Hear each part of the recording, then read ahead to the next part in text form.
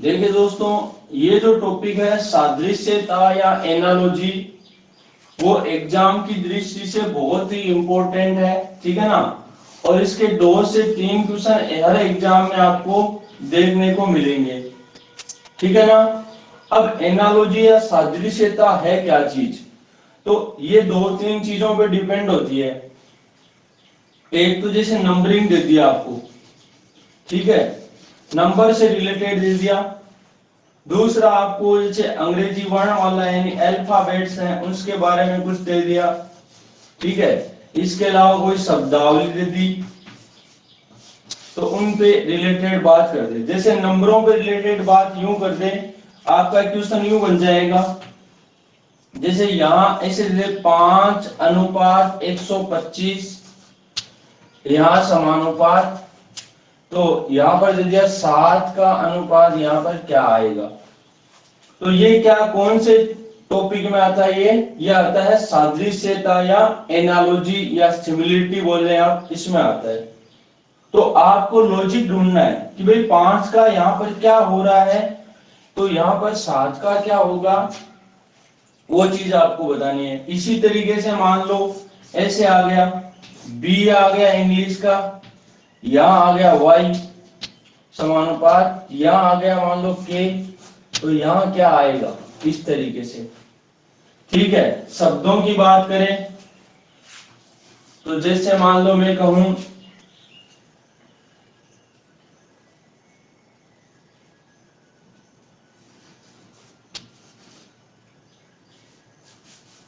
जहाज,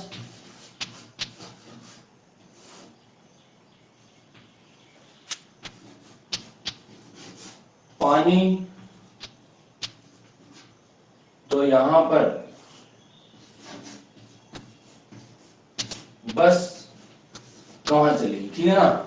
इस तरीके से आपके प्रश्न बन सकते हैं, ठीक है ना। तो इन चीजों के बारे में, या कोई उपकरण है उनसे रिलेटेड, या किसी राज्य की राजधानी दे दी, या किसी देश की राजधानी दे दी, उससे रिलेटेड प्रश्न, किसी देश की मुद्रा दे दी। तो यहाँ पर देखो लॉजिक की बात करें यदि, तो देखो ये 5 का क्या हो रहा है, क्यूब हो रहा है। उसी प्रकार से 7 का क्यूब यहाँ पर कर दो, तो 7 का क्यूब करोगे यानी कितना करोगे, 7 गुणा 7 गुणा 7, तो 7 संख्या 49, 49 को 7 से गुणा किया तो 343 आ गया, मतलब इसका आंसर ये आ गया, ठीक है। वहीं पे आप देखिए एबीसीडी में बी दूसरे नंबर पे आता है और उसका उल्टा कौन है, वाई है। कैसे भाई, जैसे मैं कहूँ एबीसीडी में 1 नंबर पे ए आता है, तो उल्टे से 1 नंबर पे कौन आता है, जेड आता है। दूसरे पे बी आता है, तो जेड के बाद दूसरा पढ़े तो उधर से वाई आता है, सी के बाद इधर से आता है एक्स, इस तरीके से। तो वहीं पे के का उल्टा क्या आ जाएगा, पी आ जाएगा, जो कि मैं आपको अल्फाबेट्स में एक बार पढ़ा भी चुका हूँ। जो स्टूडेंट नए जुड़े हैं वो पीछे की मेरी अल्फाबेट टेस्ट की क्लास देख लेना, वर्णमाला परीक्षण की पूरी क्लासें दी हुई है मेरी। वहीं पे जहाज जहाँ पानी में चलता है तो बस कहाँ चलती है, वही बस कहाँ चलती है, सड़क पे चलती है। तो इस तरीके से आपको लॉजिक ढूंढने होते हैं। शायद मेरी इतनी बात आप लोगों के समझ में आई होगी कि टॉपिक किससे रिलेटेड है, टॉपिक में क्या चीजें हैं, किस तरीके से टॉपिक में क्वेश्चन पूछे जाते हैं, वो सारी बातें आप लोगों की क्लियर हुई है कि नहीं हुई भाई।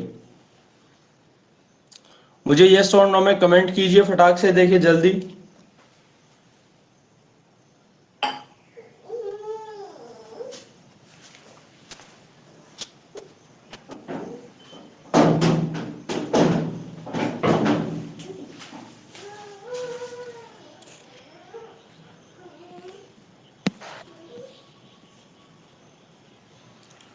सभी का जवाब नहीं है अभी तक।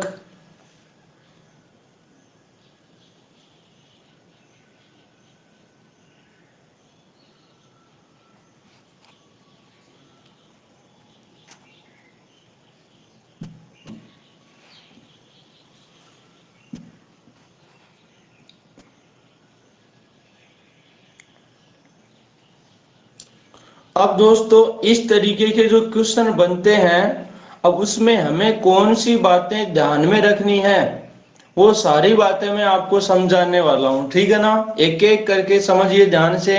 मैं आपके सामने एक क्वेश्चन पीडीएफ लेके आया हूँ, तो उसके माध्यम से आपको अच्छा समझ में आएगा, मुझे पूरी पूरी उम्मीद है।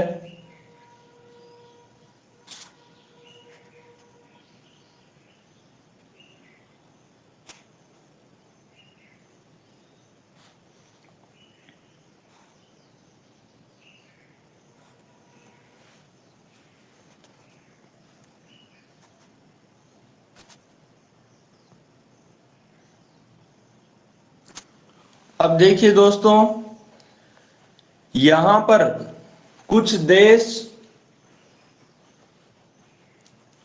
और उनकी राजधानी है, ठीक है ना।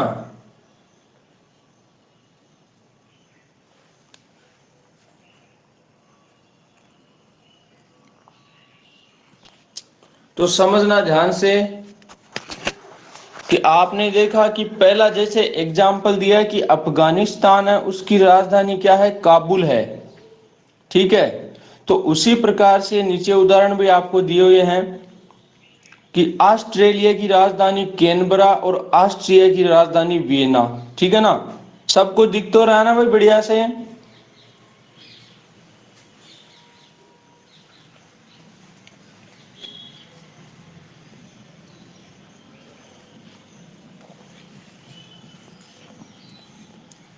ये ध्यान रखना दोस्तों, एक तो था ऑस्ट्रेलिया, एक है ऑस्ट्रिया। तो ऑस्ट्रेलिया की राजधानी है कैनबरा और ऑस्ट्रिया की राजधानी है वियना। उसके बाद देखो बांग्लादेश है, जिसकी राजधानी ढाका है। भूटान की राजधानी थिम्पू है। इराक की राजधानी बगदाद है। डेनमार्क है, जिसकी कोपेनहेगन है। इंडोनेशिया की जकार्ता है। पुर्तगाल की लिस्बन है। श्रीलंका की है कोलंबो या श्री जयवर्धनपुरा कोर्ट, ठीक है ना। ये दोनों में से कोई सा। यूएसए की है वाशिंगटन डीसी। कनाडा की है ओटावा। स्पेन की है मैड्रिड। ग्रीस की है एथेंस। चीन की बीजिंग। ईरान की तेहरान, ठीक है ना। उसके बाद यदि देखें,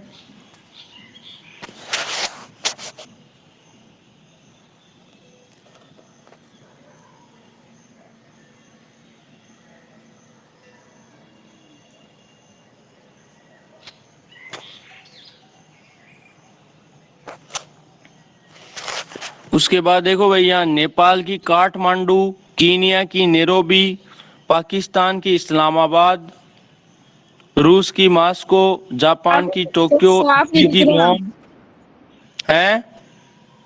साफ नहीं दिख रहा, आप बोल रहे हो बस वही दिख रहा है। वो सुन रहा है ना आपको। हाँ।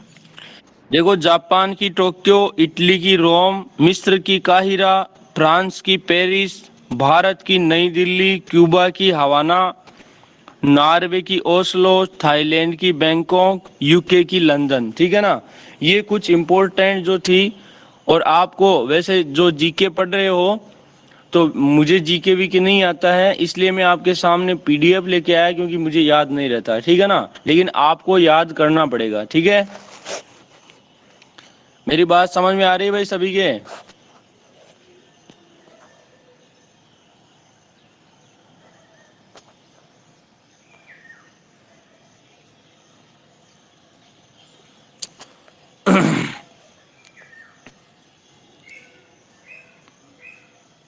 तो इस तरीके से आपका क्वेश्चन बन सकता है। जैसे मान लो एग्जाम्पल के तौर पे आपको यूं क्वेश्चन बना दे कि यहाँ पर ऐसे दे दे यूएसए, ठीक है।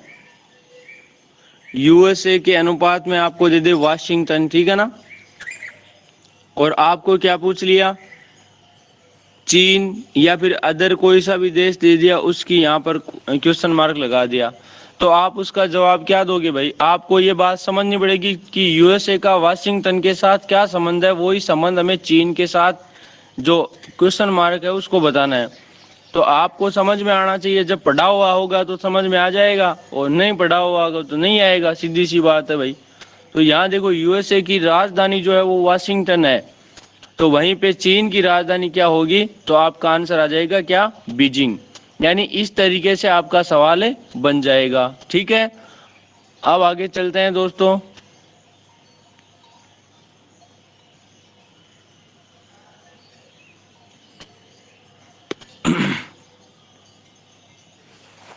अगली देखिए, कुछ राज्य हैं जिनकी राजधानियां,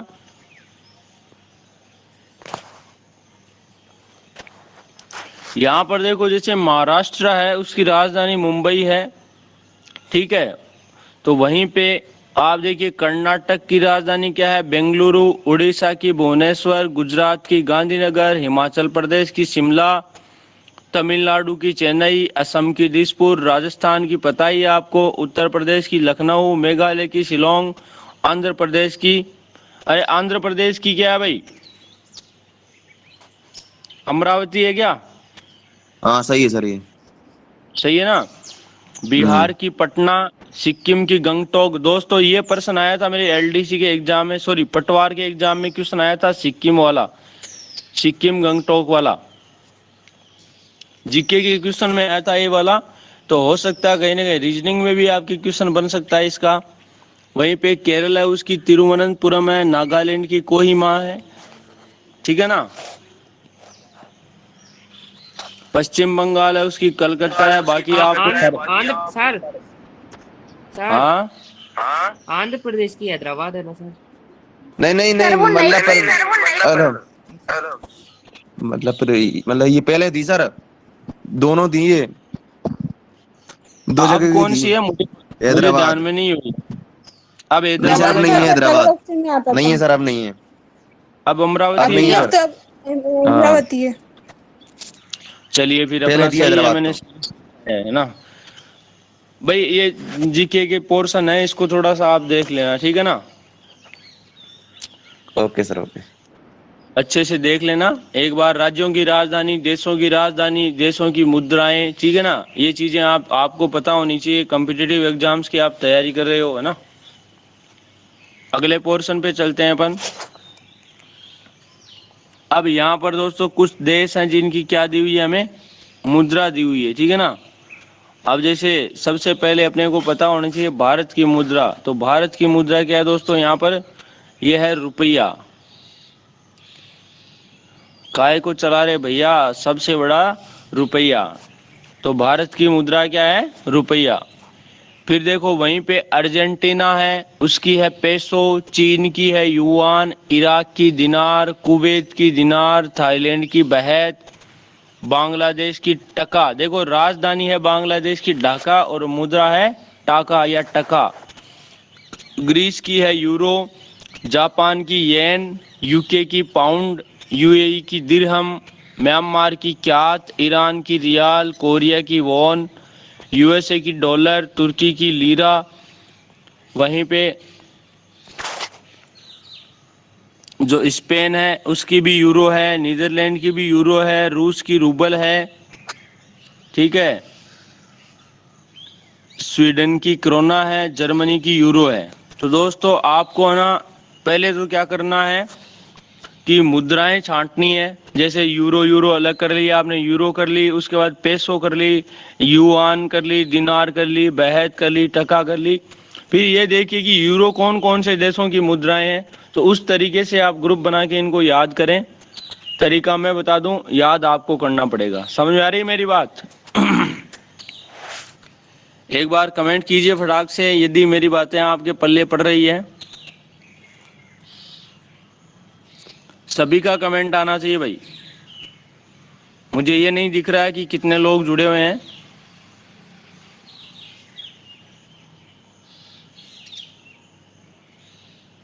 विकास मान 3 बार कर दियो तो भाई। यस, जितेंद्र कुमार, नेहा हैं। सर आज तो 11 जुड़ गए और दिन तो 6 और 7 5 तो ज्यादा ही नहीं होते। वो धीरे धीरे सब जुड़ेंगे। सबको अब पता है कि एग्जाम नजदीक आ रहे हैं, धीरे धीरे आएंगे सब। सर आपने कौन सा डोज लगाया था कल जो इतने सारे बच्चे जुड़ गए? कुछ भी नहीं लगाया, बस मैंने सोचा आपने किसी को फोन करके बोला था। नहीं नहीं नहीं, मेरा बस मैंने एक ही काम बना रखा है कि अपने को सिर्फ पढ़ाना है। कोई आए ना आए, जो आएगा वो लेके जाएगा कुछ ना कुछ, जो नहीं आएगा उसको कुछ नहीं आप कल बोल रहे थे ना कि इतने कम है, ये मैंने सोचा आपने फोन करके बोला होगा इसलिए आज इतने सारे। नहीं नहीं, बस मैं मेरी मेहनत पे भरोसा रखता हूँ।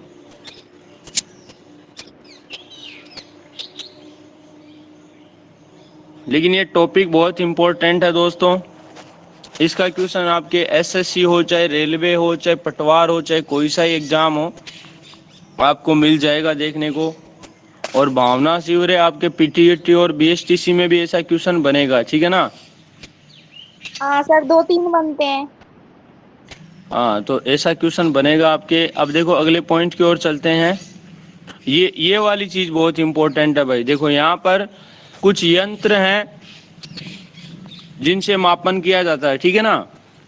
अब यहाँ पर पहली एक साइड बात की है दिख कि रहा है सर, दोनों साइड नहीं दिख रहा। हेलो सर, हैं मतलब ये दोनों साइड नहीं क्या हुआ? ये दोनों साइड नहीं दिख रहा सर, वन साइड ही दिख रहा है ओनली। दोनों साइड कैसे? ये ना मतलब ये ताप वगैरह मतलब ये दिख रहे हैं, उसके साइड वाले नहीं दिख रहे। अरे आपकी स्क्रीन छोटी बड़ी कर लो यार। स्क्रीन को वो कल कर ही लो यार आप, नहीं हो रही। जूम आउट करो, जूम इन करो, उससे आ जाएगा आपके ना। क्योंकि मैं इधर से जूम कर देता हूँ, फिर आप उधर से जूम कर लेते हो ना, तो फिर आप दोनों के वो जूम हो जाता है फिर। मिल गया क्या? ओके सर, चल। अब देखिए दोस्तों, जिस तरीके से बैरोमीटर है उससे क्या मापा जाता है? दाब, ठीक है ना। तो उसी तरीके से थर्मामीटर है, उससे क्या? ताप। हाइग्रोमीटर से आर्द्रता, एमीटर से धारा, सिस्मोग्राफ भूकंप, एनोमीटर से क्या मापा जाता है? हवा को, तराजू से वजन, टीसोमीटर से खिंचाव, जो खिंचाव होता है ना उसको मापने के लिए टीसोमीटर। और ये प्रश्न बोर्ड में आया हुआ है शायद 10वीं क्लास के बोर्ड में, और आगामी एग्जाम में भी आया हुआ है, पहले एग्जामों में भी आया हुआ है और आगामी भी आने वाला है। कौन सा? स्फिग्नोमेनोमीटर। कौन सा है? स्फिग्नोमेनोमीटर, जो कि रक्त दाब को मापने के लिए काम में आता है। फिर है ओडोमीटर, जो कि चाल को मापता है, जैसे किलोमीटर प्रति घंटा है, मीटर प्रति सेकंड है, उसको मापने वाला कौन होता है? वो होता है ओडोमीटर। स्केल मापती है लंबाई को। स्क्रू गेज किसको मापता है भाई? मोटाई को। इतनी मेरी बातें आपके समझ में आ गई होंगी। अब यहाँ पर इसका क्वेश्चन किस तरीके से बनेगा? तो क्वेश्चन इस तरीके से बनेगा मेरे मित्रों, जैसे आपको ये दे दिया कि हाइग्रोमीटर है। कौन सा मीटर? हाइग्रोमीटर। इसके अनुपात में दे दिया क्या आपको? आर्द्रता, ठीक है। हाइग्रोमीटर के अनुपात में आर्द्रता दे दिया, और यहाँ समानुपात लगा के आपको दे दिया क्या? यहाँ टीसोमीटर दे दिया। क्या दे दिया? टीसोमीटर। और तो इसके अनुपात में क्या आएगा, ठीक है ना। तो भाई जो हाइग्रोमीटर का आर्द्रता से संबंध है, तो टीसोमीटर का संबंध किससे होगा? तो आपका आंसर क्या होना चाहिए भाई? टीसोमीटर किसको मापता है? खिंचाव को मापता है, इसलिए आपका यहाँ आंसर क्या आ जाएगा? खिंचाव आ जाएगा। बात समझ में आ गई है मेरी? इनमें से कोई सा भी उठा ले, आपके मामला फिट होना चाहिए। कुल मिला के बात ये है भाई। उसके बाद देखो अगला पॉइंट है मात्रा एम इकाई, ठीक है ना। तो देखिए लंबाई है वो किस में मापी जाती है? मीटर है, सेंटीमीटर है, किलोमीटर है, मील है, ठीक है ना। बहुत सारी इकाई हैं। तो उसी प्रकार से द्रव्यमान जो है वो किस में मापा जाएगा? किलोग्राम में। ऊर्जा जूल में, ठीक है। कोण रेडियन भी में मापा जाता है, डिग्री में भी मापा जाता है, ठीक है ना। और इसके अलावा एक और पद्धति होती है, रेडियन और डिग्री के अलावा भी होती है, कौन सी होती है मेरे याद नहीं, ठीक है ना। उसके बाद आता है कार्य। तो कार्य किस में आएगा? जूल में। क्षेत्रफल आएगा, हेक्टेयर में भी आता है, बीघा में भी आता है, ठीक है। Metre square, centimetre square, kilometre square, इस तरीके से। Feet square. उसके बाद देखो समय को किस में मापा जाएगा? सेकंड, घंटे या मिनट में। अपने जो सामने है, बाकी और भी मात्रक होते हैं, जैसे सेक है जो 10 की पावर शायद -9 या 9 ऐसे कुछ होता है, सेकंड का भाग होता है ना। प्रतिरोध किस में मापा जाता है? ओम में। ओम ऐसे देखा होगा आपने, इस तरीके से साइन होता है इसका, ओम का। शक्ति है वो वाट में मापी जाती है। धारा एम्पियर में मापी जाती है, ठीक है। तापमान डिग्री में या फिर उसमें फ़ारेनहाइट में। चुंबकीय क्षेत्र है वो टेस्ला मीटर, ये ध्यान रखना भाई। चुंबकीय क्षेत्र किस में मापा जाता है? टेस्ला मीटर में। बल का मात्रक है न्यूटन। आयतन होता है वो लीटर में या मीटर क्यूब, सेंटीमीटर क्यूब, ठीक है ना, इस तरीके से। विभव होता है वोल्ट में। दाब का मात्रक है पास्कल। चालकता का है ओम, ठीक है ना। ये वाली बात सभी के समझ में आ गई है क्या?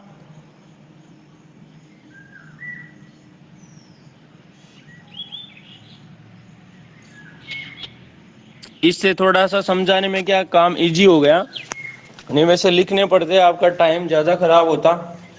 एक दिन का टॉपिक 2 दिन खा जाता आपके।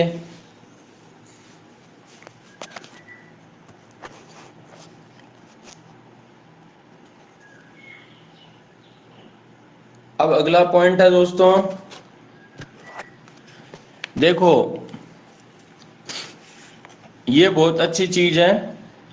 यहाँ पर नाविक जो होते हैं ना, उनका समूह क्या कहलाता है मेरे दोस्तों? क्रू कहलाता है। नाविक जो होते हैं ना, नाविक, नाविकों का समूह है होता है, उसको क्या कहते हैं हम? क्रू कहते हैं, ठीक है ना। तो वहीं पे देखो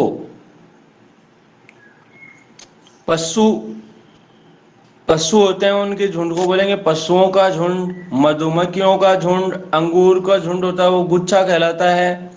सैनिकों का समूह आर्मी कहलाता है। खिलाड़ियों का दल होता है। मंत्रियों का मंत्री परिषद होता है। तीर्थयात्रियों का काफिला होता है। देखो ये ध्यान रखना, तीर्थयात्री जो होते हैं उनका काफिला बनता है, ठीक है। दीमक होती है उनका झुंड होता है। भेड़ होती है, भेड़ों का समूह है। सवार होते हैं उनका एक जुलूस होता है। गायक का समूह है, गान होता है। मछली तो मछलियों का समूह हो गया। इसमें देखो विशेष ध्यान रखने वाली बातें हैं, जैसे अंगूर है तो गुच्छा। सैनिकों का समूह है, आर्मी है। मंत्रियों का मंत्री परिषद है। खिलाड़ियों का दल है, ठीक है। वहीं पे तीर्थयात्रियों का समूह काफिला होगा। इसके अलावा जैसे अपन देखें, क्या बोलते हैं, विद्रोहियों का समूह होता ना, वो होता है क्या? भीड़, क्योंकि उसमें कोई भी संख्या पता नहीं होती है। भीड़, और क्या बोलते हैं, किसी प्रोग्राम में जैसे अपन कहते हैं प्रोग्राम आ रहा है यार भीड़ बहुत हो रही है, तो वो रियली वो भीड़ नहीं होती है, वो किसी कारण का हमें पता होता है, ठीक है ना। और वहां पे एक निश्चित संख्या होती है। लेकिन विद्रोही जहां पे होते हैं वो एक भीड़ ही बनाते हैं, क्योंकि वहां पर पता नहीं कितने होते हैं।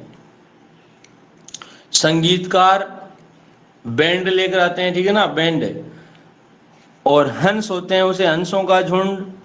जो माल होता है, माल का समूह है, तो एक माल को इसे विशेष जगह पे रखा था, वो एक गोदाम बन जाती है, ठीक है ना। फूल होता है, फूलों का समूह है, गुलदस्ता कहलाता है।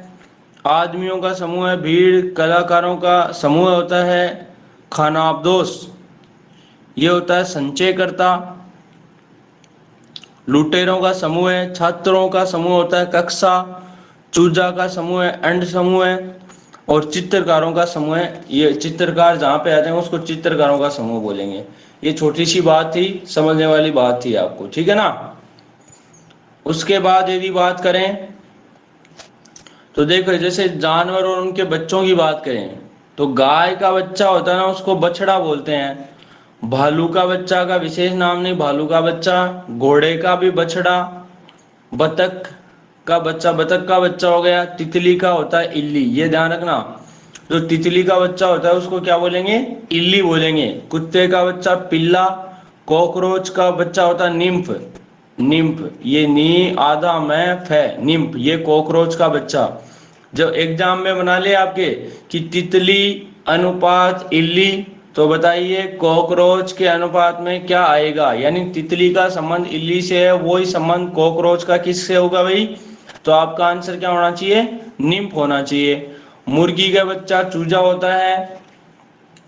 शेर का बच्चा हो गया। भेड़ या बकरी का बच्चा मेमना होता है। हिरण का बच्चा बिल्ली का बच्चा, ठीक है। और यहाँ पर देखो कीड़ा होता है ना, कीड़े का बच्चा, ये होता है लार्वा, ठीक है। तो ये छोटी सी बातें थी। उसके बाद देखिए आगे जानवर और उनकी गति के बारे में। जैसे बतख है वो चलती है, तो उसकी चाल जो है उसको क्या बोलेंगे, डगमगाती चाल। पक्षी उड़ते हैं, उल्लू जो है वो मंडराता है, हाथी मंद मंद चलता है, ठीक है। शेर चहल कदमी करता है, शेर का जो चलना होता है, गति होती है, वो क्या होता है, चहल कदमी करना। मुर्गा अकड़ कर चलना, भालू भद भेदते हुए चलना, घोड़ा सरपट दौड़ना, चूहा तेजी से दौड़ना, गरुड़ जो होता है झपट्टा मारना, गधा, गधे की गति होती है दोस्तों क्या, ट्रॉट है। अरे कौन सी गति, ट्रॉट है, ठीक है ना। मेमना छोटे कदम रखना, खरगोश छलांग मारना। उसके बाद देखो कुछ जो जानवर या पक्षी जो भी हैं उनकी आवाज, तो यहाँ पर चूहा है वो चूं चूं करता है, ऊंट गुरगुर, मुर्गा क्रो, कौवा को, ठीक है ना। उसके बाद घंटा, घंटा की आवाज हो गई, गर्जना, दहाड़ना, मेंढक हो गया टराना। वहीं पे सांप कैसे करता है, ऐसे करता ना। बिल्ली म्याऊं म्याऊं करती है, हाथी चिहाड़ना। देखो हाथी का होता है चिहाड़ना और शेर का होता है दहाड़ना। उल्लू की आवाज होती है हुट हुट, ठीक है ना, हुट। बतख, बतख की आवाज ड्रम, ड्रम की जो आवाज होती है उसको बोलते हैं बीट। पतियां, पतियां जो हिलती है तो उसकी बोलते हैं सरसराना, ठीक है ना। बकरी मिमियाना, गिद्दड़ हुआ हुआ करना, पशु, पशु की आवाज, बंदर की आवाज हो गई, गोरैया चूं चूं करना, गोरैया का चिड़िया, ठीक है ना। मुर्गी, मुर्गी का कुकड़ाना। उसके बाद सिक्के होते हैं ना, अगर एक साथ कोई सिक्के बजे उसे बोलेंगे खनकना। और वर्षा की आवाज होती है पटपटाने की आवाज। दोस्तों बातें समझ में आ रही कि नहीं आ रही, ऊपर से जा रही हैं या फिर?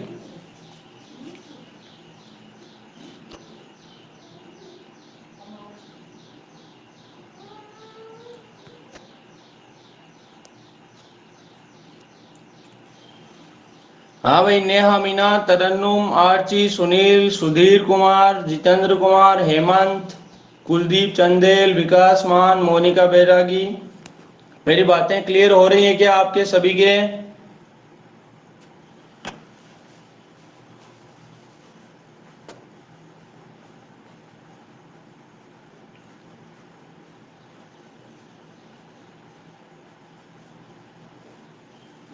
बोर तो नहीं हो रहे हो ना?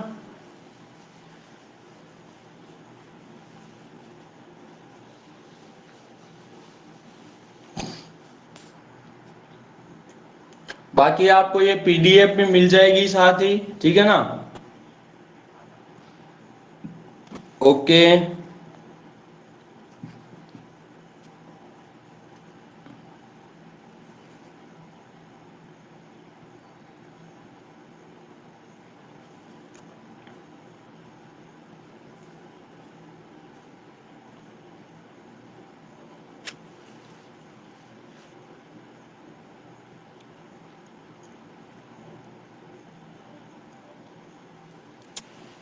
अब दोस्तों ये चीज देखो,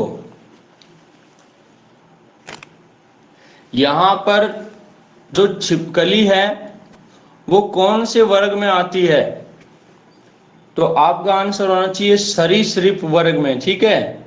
आदमी स्तनधारी में आता है, शुतुरमुर्ग है वो पक्षियों में आता है, मेंढक है वो उभयचर में आता है, ठीक है ना। मेंढक का ध्यान रखना भाई, उभयचर में आता है ये।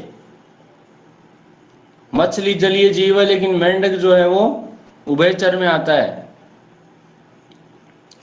उसके बाद कुर्सी फर्नीचर में, तितली एक कीड़े में आती है, सांप सरीसृप में आती है, कलम स्टेशनरी में आती है, कप क्रोकरी में आता है, व्हेल जो है वो स्तनधारियों में आती है, चूहा कृंतक प्राणी है, पर्दा कपड़े में आता है, शर्ट वस्त्र में आते हैं, ठीक है। ये छोटी छोटी बातें हैं, ध्यान रखना।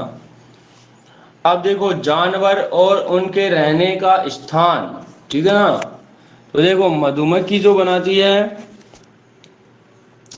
पहले देखो कुत्ता, कुत्ते का जो घर होता है उसको केनल बोलते हैं, केनल, चैनल नहीं केनल, ठीक है। मधुमक्खी का होता है छत्ता, गिद्ध जो है ऊंचे घोंसले में, शेर गुफा में, सुअर सुअर खाना में। उसके बाद ये एस्किमो क्या होता है, क्या होता है भाई एस्किमो, जिसको पता है?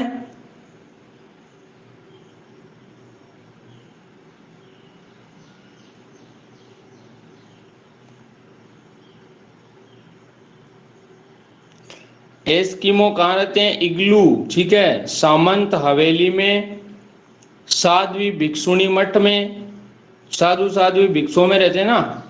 पक्षी तो ये होता क्या है सर? कौन सा? एक्सकीमो आप पूछ रही क्या होता है? अब मुझे पता नहीं है क्या होता है, इसलिए मैं आपको पूछ रहा हूँ। लेकिन ये ध्यान में रखना है कि एस्किमो जो होते हैं उनका घर इग्लू होता है, ठीक है ना। बाकी गूगल पे सर्च करेंगे, आप भी करना, ठीक है ना। खरगोश बिल में, चूहा भी बिल में। मकड़ी जाल बनाकर रहती है, कंजर जाति का कारवां होता है, पागल मनुष्य पागल खाने में, वो तो है ही आप। किसान झोंपड़ी में, गाय पशुशाला में, घोड़ा अस्तबल, ये ध्यान रखना भाई, घोड़ा का अस्तबल।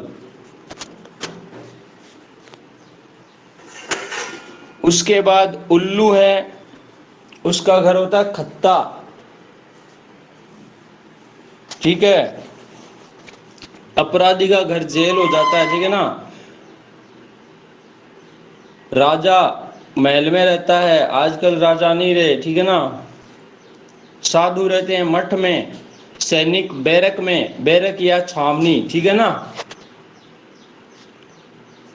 उसके बाद देखो जानवर या वस्तुओं को रखने के स्थान, ठीक है ना। जैसे कार जो है वो कहाँ रखी जाती है भाई? गैरेज में। हवाई जहाज कहाँ रखा जाता है? हैंगर में।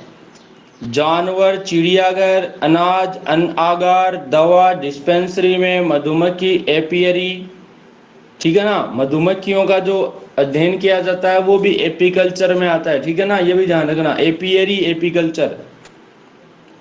कपड़ा वार्डरोब, बंदूक शस्त्र साज, मरीज अस्पताल में, पक्षी एवियरी में, मछली एक्वेरियम, कलाकृतियां रखी जाती है म्यूजियम में, शराब का गोदाम होता है। अरे बात समझ में आ रही है क्या? ये सारी बातें आपको पता होनी चाहिए।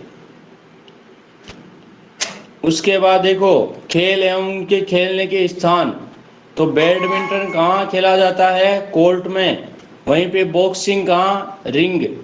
हॉकी मैदान में, रेस ट्रैक पर होती है, एथलेटिक्स स्टेडियम में, स्केटिंग रिंग पर, टेनिस कोर्ट में। देखो बैडमिंटन और टेनिस कहाँ पर होते हैं? कोर्ट में। ये वो वाला कोर्ट नहीं भाई जहाँ पे जज बैठते हैं, खेलने का स्थान है। व्यायाम होता है जिम्नेजियम, क्रिकेट पिच पर, और कुश्ती अखाड़े में, ठीक है। अब मजदूर और उनके औजार, लोहार का औजार होता है क्या? अहरन, ठीक है। बढ़ई आरेका, लेखक कलम, डॉक्टर स्टेथोस्कोप, माली हैरो, मजदूर फावड़ा। उसके बाद रसोईया चाकू, अब चाकू चिंपियो बेलन कुर्चो सगड़ा क्या आ जाए? रसोईया के लिए ही भाई है ना, ठीक है ना।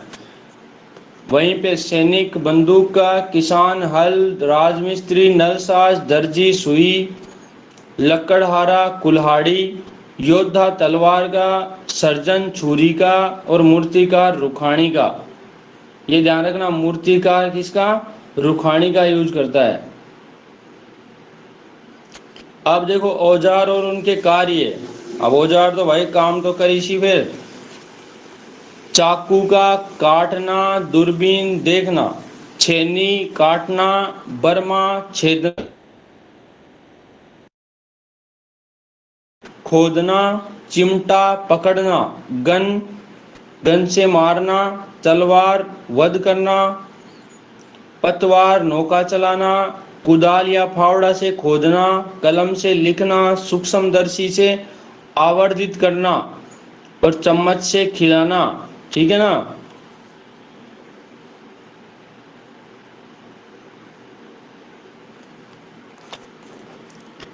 अरे भाई बात समझ में आ रही है क्या? ये चीज बहुत इंपॉर्टेंट है, आपके साइंस का क्वेश्चन भी बनता है यहां से।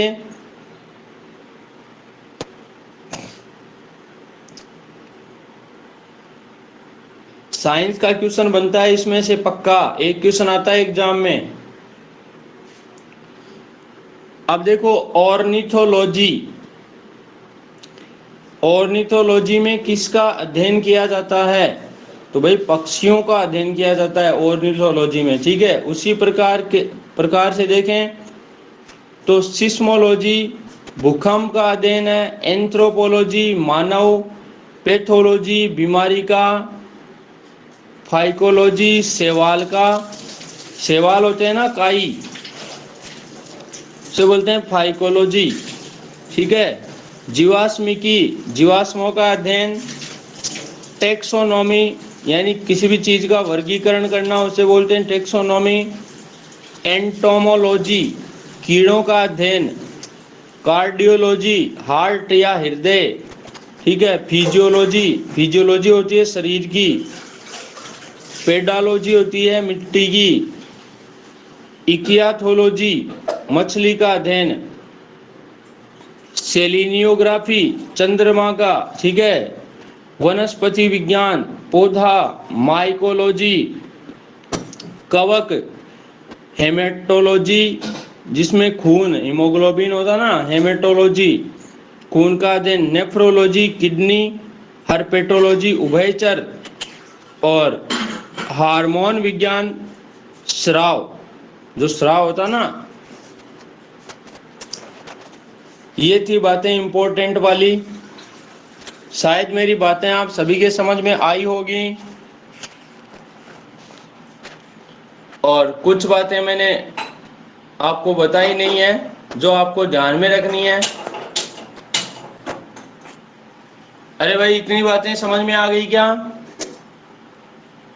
डाउट है किसी के?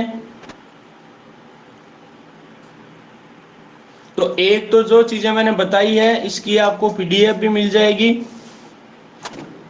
ठीक है, और दूसरी बात,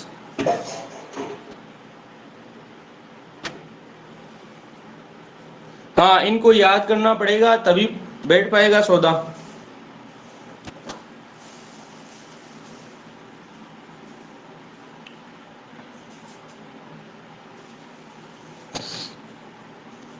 याद करोगे तभी सही कर पाओगे, नहीं तो फिर कंफ्यूज हो जाओगे आप लोग।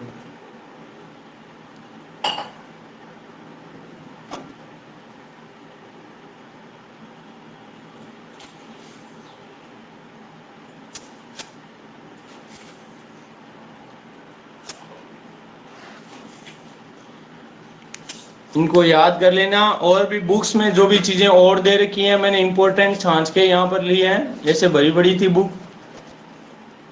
तो विशेष तो क्या, जैसे कोई यंत्र वगैरह है या जिनमें किसी चीज का साइंस से रिलेटेड चीजें ना दोस्तों, साइंस से रिलेटेड उनका ध्यान रखना।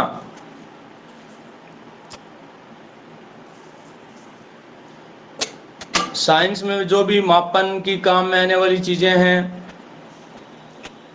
या इसके अलावा बहुत सारी चीजें हैं जिनसे रिलेटेड आपका रीजनिंग में क्वेश्चन बनता है। एक जीके से रिलेटेड जो भी बातें हैं उनसे भी, जैसे मान लो अब आपके भारत के प्रधानमंत्री का नाम दे दिया, ठीक है, तो उसी प्रकार से किसी दूसरे देश के प्रधानमंत्री का, दूसरे देश का नाम लिख दिया, उसके प्रधानमंत्री कौन है उससे रिलेटेड, तो आपकी ये चीजें नॉलेज में रहनी चाहिए। ठीक है ना। अब जैसे मान लो कि भारत के राष्ट्रपति का नाम लिख दिया अनुपात में लगा के, और दूसरे देश का पूछ लिया कि भाई इस देश का क्या है, तो इस तरीके से आपका प्रश्न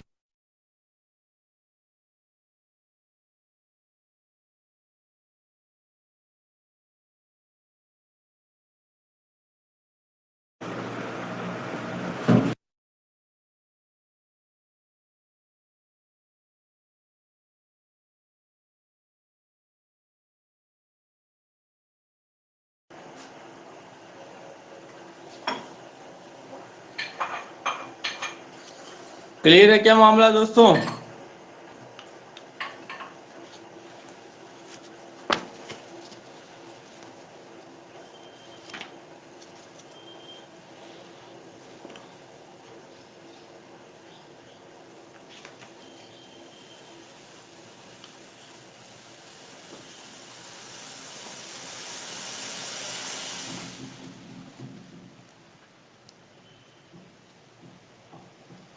मैं कुछ क्वेश्चनों की आपको पीडीएफ भी डाल दूंगा, ठीक है ना, इसके अलावा, ताकि आपको ये भी पता चल जाए तो भाई क्वेश्चन किस तरीके से आते हैं एग्जाम में।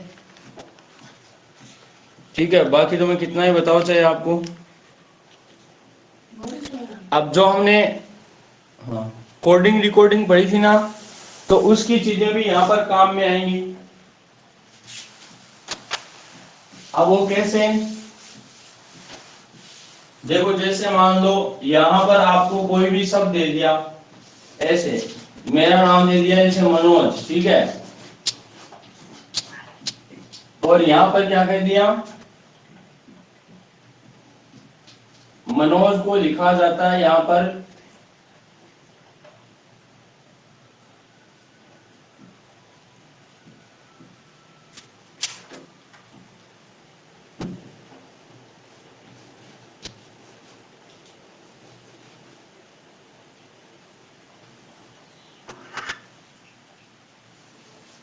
ठीक है। तो वहीं पे यहां पर आ गया रजनी, ठीक है, इसका क्या आएगा, ठीक है ना, इस तरीके से क्वेश्चन बन गया। वहीं पे दूसरा कोई जैसे सब जैसे यहां पर ले लिया मदर,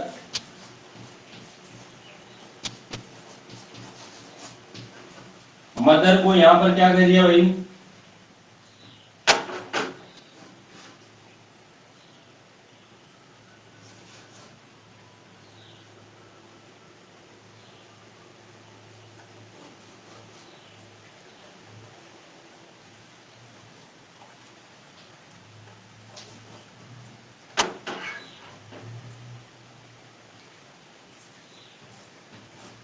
मदर को ये कह दिया जाता है।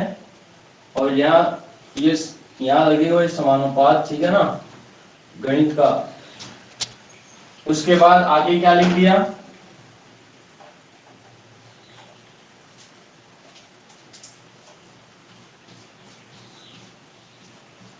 लाइफ लाइन, तो इसका क्या आएगा, इसका इसके साथ रिलेशन क्या होगा। तो जो मैंने कोडिंग डिकोडिंग पढ़ाई है ना, उसकी बातें भी इसमें शामिल होंगी, वो चीजें भी आपके काम में आएंगी। आ रही है क्या मेरी बात समझ में?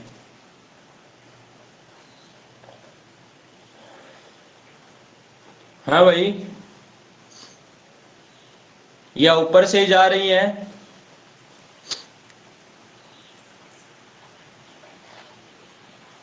अब देखो दोस्तों, बात सीधी सी ये है कि आपको मैंने अंग्रेजी वर्णमाला जो थी उसका उल्टा सिखाया था। क्या? देखो, ए का उल्टा जेड, बी का वाई, सी एक्स, डी डब्ल्यू, उसके बाद ई वी इवनिंग, ठीक है ना, एफ यू फादर अंकल भाई भाई, जी जीटी रोड या जीएसटी, जी के बाद एच एच एस हैंडसम या हरी सिंह, ठीक है ना, एच के बाद आई आई आर इंडिया में राजस्थान या इंडियन रेलवे, उसके बाद जे क्यू जेक एंड क्वीन, ठीक है ना, जे के बाद के, तो के का उल्टा पीके, पीके याद रख लेना, या फिर कुलदीप पाजंटोरी याद रख लेना, अपना स्टूडेंट है कुलदीप पाजंटोरी से, तो कुलदीप पाजंटोरी याद रख लेना, ठीक है ना। के बाद पी, के बाद आता है एल, तो एल का उल्टा ओ लव, ठीक है, उसके बाद एम आता है, एम का उल्टा एन। तो ये सारी चीजें थी। तो यहाँ पर देखिए एम का उल्टा लिखा है क्या, एम का उल्टा एन होता है ना, तो पहले एम का उल्टा एन कर दिया, ए का उल्टा जेड कर दिया, एन का उल्टा एम कर दिया, ओ का उल्टा एल कर दिया, जे का उल्टा क्यू कर दिया। तो कुल मिला के बात ये हुई कि ये जो अक्षर थे इनका क्या कर दिया, यहाँ पर उल्टा कर दिया। तो इनका भी क्या करना पड़ेगा, उल्टा। देखो आर का क्या हो जाएगा आई, ए का जेड, जे का क्यू, एन का एम और आई का आर। तो इस तरीके से आपका क्या आ जाएगा, ये यहाँ पर क्वेश्चन मार्क की जगह आंसर आ जाएगा। अब देखिए मदर शब्द है, तो यहाँ पर देखो आप एक बार, एम आता है 13 नंबर पे, ओ 15 पे, टी 20 नंबर पे, एच 8 नंबर पे, ई 5 नंबर पे, आर 18 नंबर पे।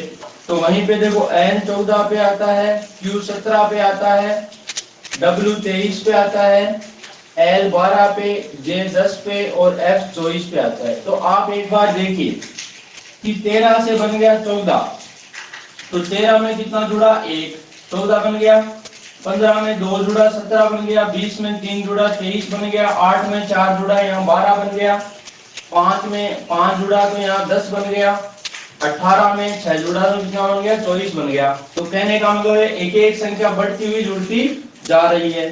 तो वहीं पे यही काम यहाँ करना पड़ेगा। देखो ये 12 पे है, ये 9 पे है, ये 6 पे है, 9 12 9 14 5। तो सब में इसमें 1 जोड़ो, इसमें 2 जोड़ो, 3 जोड़ो, फिर 4 जोड़ो, 5 जोड़ो, 6 जोड़ो, 7 जोड़ो और 8 जोड़ो। तो 12 में 1 जुड़ा, 13 हो गया, 13 नंबर पे एम आता है, 9 और 2 11, 11 नंबर पे के आता है, 6 और 3 9, 9 नंबर पे क्या आता है, आई आता है, 9 और 4 13, 13 नंबर पे एम आता है, ठीक है। 12 और 5 17, 17 का आता है क्यू, क्वीन के नखरे 17, ठीक है। 9 और 6 15, 15 नंबर पे ओ आता है, 14 और 7 21, युवा 21 का यू आ जाएगा, 5 और 8 13, 13 का मतलब एम आ जाएगा। तो इस तरीके से आपका आंसर क्या बन जाएगा, ये बन जाएगा दोस्तों। जो कोडिंग डिकोडिंग अपने पढ़ी थी उससे रिलेटेड ही सारी बातें हैं यहाँ पर, ठीक है ना।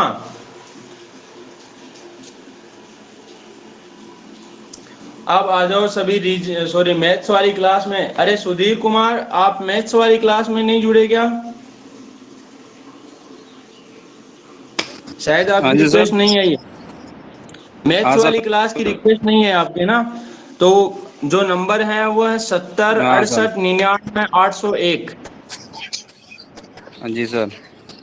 हाँ, उसमें जाओगे ना क्लास एनरोल, तो उसमें नंबर डाल देना 70 68 99 801। शायद पहले भी बता रखा मैंने आपको। हाँ सर बता रखा।